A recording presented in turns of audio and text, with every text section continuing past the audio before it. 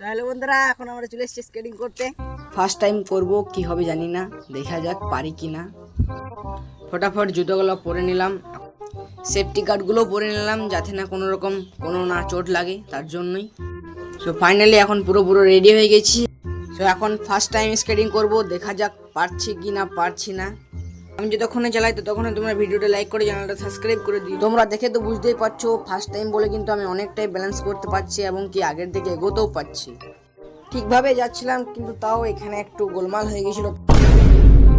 আবারও উঠে চালিয়েছিলাম কিন্তু আবারও সেই